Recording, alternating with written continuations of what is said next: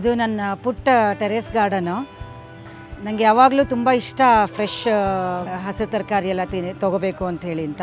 ಹಾಗಾಗಿ ಮನೇಲೇ ನಾನು ಸ್ಟಾರ್ಟ್ ಮಾಡಿದ್ರೂ ಸ್ವಲ್ಪ ಅದರಲ್ಲಿ ಇಶ್ಯೂಸ್ ಇರ್ತಿತ್ತು. ಚೆನ್ನಾಗಿ ಬೆಳೆಯೋದಾಗಲಿ, ಗೊಬ್ಬರಗಳು, ಕೆಮಿಕಲ್ಲು. ಸ್ವಲ್ಪ ದಿವಸ ನಾನು ಮಾಡ್ತಾ ನನಗೆ ಜೀವ ಡಿವೈಸ್ ಯೂಸ್ ಮಾಡೋಕ್ಕೆ ಶುರು ಮಾಡಿದ್ಮೇಲೆ ನನಗೆ ತುಂಬಾ ಡಿಫ್ರೆನ್ಸ್ ಕಾಣಿಸ್ತು. ಟೊಮ್ಯಾಟೊ ಆಗಲಿ, ಮುಲ್ಲಂಗಿ, ಸೊಪ್ಪುಗಳು, ಬಟಾಣಿ ಅಂತೂ ಅಷ್ಟು ಟೇಸ್ಟ್, ಅಷ್ಟು ಸ್ವೀಟ್. ಮುಲ್ಲಂಗಿ ಟೇಸ್ಟ್ ಇರ್ತಿತ್ತು, ಬಟ್ ಮಾರ್ಕೆಟಿಂದ ತಂದಾಗ ಘಾಟ್ ಜಾಸ್ತಿ ಅನ್ನಿಸ್ತಾ ಇತ್ತು. ನಮಗೆ ಬರೀ ತಿನ್ನೋಕ್ಕೆ ಇಷ್ಟ ಆಗ್ತಿರ್ಲಿಲ್ಲ. ಬಟ್ ಆ ನ್ಯಾಚುರಲ್ ಘಾಟ್ ಏನಿದೆ, ಆ ಘಾಟ್ ಮುಲ್ಲಂಗಿಯಲ್ಲಿ ನನಗೆ ಮನೆಯದು ಚೆನ್ನಾಗಿ ಅನ್ನಿಸ್ತಾ ಇತ್ತು. ಸೊ ಆಮೇಲೆ ನೋಡಿದಾಗ ಅದು ಜೀವ ವಾಟ್ರದ್ದು ಎಫೆಕ್ಟು ಅಂತ ಅನ್ನಿಸ್ತು ನನಗೆ. ಟೊಮೆಟೊ ಕಟ್ ಮಾಡಿದಾಗ ಕೊಂಡಿರೋದು ನಾವು ಫ್ರೆಶ್ ಆರ್ಗ್ಯಾನಿಕ್ ಅಂತ ತಂದ್ರೂ, ಫಾರ್ಮಿಂದ ತಂದಿದ್ದು ಅದಕ್ಕೂ ಮತ್ತು ಇದಕ್ಕೂ ನನಗೆ ಸ್ಟ್ರಕ್ಚರೇ ಬೇರೆ ಅನ್ನಿಸ್ತಿತ್ತು. ಆಮೇಲೆ ಅದರ ಜ್ಯೂಸ್ ತುಂಬ ಜ್ಯೂಸಿಯಾಗಿರ್ತಿತ್ತು. ಫ್ರೂಟ್ಸಲ್ಲಿ ನಾನು ಸ್ಟ್ರಾಬೆರಿ ಟ್ರೈ ಮಾಡಿದೆ, ಅದು ಕೂಡ ತುಂಬ ಬೇಗ ಬಂತು ಆ್ಯಂಡ್ ಚೆನ್ನಾಗಿ ಬಂತು. ಗಾರ್ಡ್ನರ್ ಹೇಳ್ತಾಯಿದ್ರು, ಬೇರೆ ಕಡೆ ಎಲ್ಲ ಇನ್ನೂ ಏನೂ ಬಂದೇ ಇಲ್ಲ ಮೇಡಮ್, ನಿಮ್ಮಲ್ಲಿ ಆಗಲೇ ಈಲ್ಡೆ ಶುರುವಾಗಿ ಹೋಗಿದೆ ಅಂತ. ಬೆಂಡೆಕಾಯಿ ಅಷ್ಟೇ, ಸೈಜ್ ನೋಡಿ ಅವರಿಗೆ ಗಾಬರಿನೇ ಆಗೋಯ್ತು.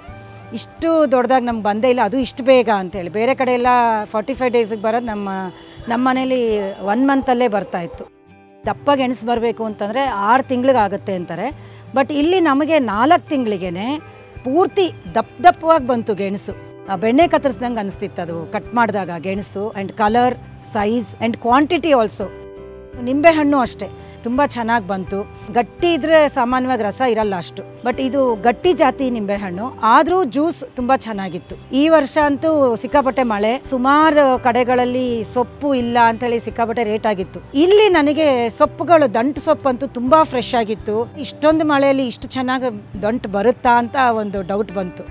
ಮುಖ್ಯ ವಿಷಯ ನಾನು ಗಮನಿಸಿದ್ದು ಅಂತಂದರೆ, ಜಾಸ್ತಿ ದಿವಸ ಇರೋದು ಟೊಮ್ಯಾಟೊ ಆಗಲಿ, ಮುಲ್ಲಂಗಿ ಆಗಲಿ, ನವಿಲುಕೋಸು ಎಲ್ಲನೂ ಅಷ್ಟೇ 2ನೇ ದಿವ್ಸಕ್ಕೆ ಕೂಡ ಅದೇ ಫ್ರೆಶ್ನೆಸ್ ಇರುತ್ತೆ. ಕೆಲವು ಕಡೆಗೆಲ್ಲ ಏನೋ ಕೆಮಿಕಲ್ ಹಾಕ್ತಾರೆ, ಅದು ಹಾಕ್ತಾರೆ, ಇದು ಹಾಕ್ತಾರೆ ಅಂತಾರೆ. ಇಲ್ಲಿ ಏನೂ ಹಾಕಿಲ್ಲ, ನಾವು ಜಸ್ಟ್ ನೀರು ಚೇಂಜ್ ಮಾಡಿದ್ದು. And organically grown with very minimum nutrients and ಜೀವ ವಾಟರ್. ಈ ಜೀವದ್ದು ಮುಖ್ಯ ಅಂಶ ಅಂದರೆ ಹ್ಯಾಪಿ ವಾಟರ್ ಅಂತ. ಜೀವ ಏನು ಖುಷಿ ಕೊಡುತ್ತೆ, ಆ ಖುಷಿಯಿಂದ ನಮ್ಮ ಹಣ್ಣು ತರಕಾರಿಗಳನ್ನು ಟೆರೇಸ್ ಗಾರ್ಡನ್ಗಳಲ್ಲಾಗಲಿ, ನಮ್ಮ ತೋಟಗಳಲ್ಲಾಗಲಿ ಬೆಳೆಸಿ ನಾವು ಖುಷಿಯಾಗಿ ತಿಂದು ಎಂಜಾಯ್ ಮಾಡಬಹುದು ಅಂತ ಅನಿಸುತ್ತೆ.